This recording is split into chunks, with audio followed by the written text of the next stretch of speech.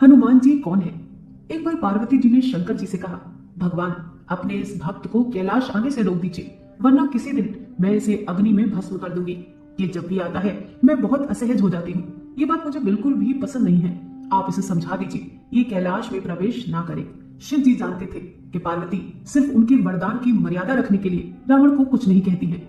चुपचाप उठकर बाहर आकर देखते हैं रावण नंदी को परेशान कर रहा है। शिव जी को देखते ही वह हाथ जोड़कर प्रणाम करता है।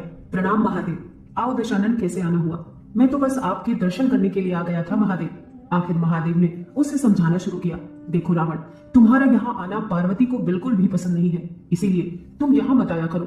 महादेव, ये आप कह रहे हैं? आप ही ने तो मुझे किसी भी समय आपके दर्शन के लिए कैलाश पर्वत पर आने का वरदान दिया है, और अब आप ही अपने वरदान को वापस ले रहे हैं। ऐसी बात नहीं है रावण, लेकिन तुम्हारी क्रियाकलापों से पार्वती परेशान रहती है, और किसी दिन उसने तुम्हें श्राप दे दिया तो मैं भी कुछ नहीं कर पाऊंगा। इसीलिए बेहतर यही है कि तुम यहाँ पर ना आओ।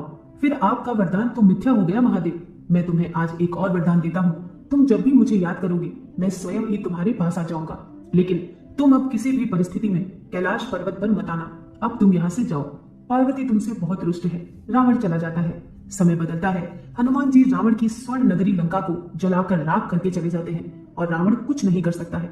वह सोचते सोचते परेशान हो जाता है कि आखिर उस हनुमान में इतनी शक्ति आई कहां से। परेशान होकर वह महल में ही स्थित शिव मंदिर में जाकर शिव जी की प्रार्थना आरंभ करता है। उसकी प्रार्थना से शिव जी प्रसन्न होकर प्रकट होते हैं।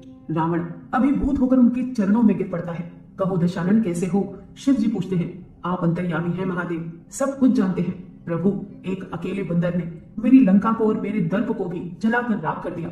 मैं जानना चाहता हूँ कि ये बंदर जिसका नाम हनुमान है आखिर कौन है? और प्रभु, उसकी पूंछ तो और भी ज्यादा शक्तिशाली थी, किस तरह सहजता से मेरी लंका को जला दिया?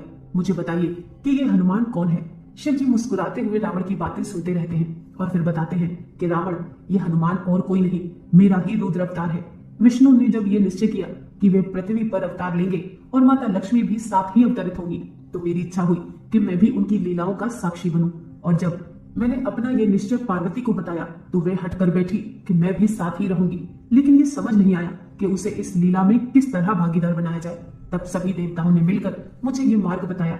आप तो बंदर बन जाइए और शक्ति स्वरूपा पार्वती देवी आपकी पूंछ के रूप में आपके साथ रहे, तभी आप दोनों साथ रह सकते हैं। और उसी अनुरूप मैंने हनुमान के रूप में जन्म लेकर राम जी की सेवा का व्रत रख लिया, और शक्ति रूप पार्वती ने पूंछ के रूप में और इस सेवा के फल स्वरूप तुम्हारी लंका का दहन किया। अब सुनो रावण, तुम्हारे उद्धार का समय आ गया है, अतः श्री राम के हाथों तुम्हारा उद्धार होगा। मेरा परामर्श है कि तुम युद्ध के लिए सबसे अंत में प्रस्तुत होना, जिससे कि तुम्हारा समस्त राक्षस परिवार भगवान श्री राम के हाथों से मोक्ष को प्राप्त करे और तुम सभी का उद्धार हो जाए। रावण को सारी स्थिति का ज्ञान होता है और उसी अनुरूप वह युद्ध की तैयारी करता है और अपने पूरे परिवार को राम जी के समक्ष युद्ध के लिए पहले भेजता है, और सबसे अंत में स्वयं मोक्ष को प्राप्त होता है। दोस्तों, वीडियो पसंद आई हो तो लाइक कीजिए, चैनल को सब्सक्राइब कीजिए। मिलते हैं नेक्स्ट वीडियो के साथ।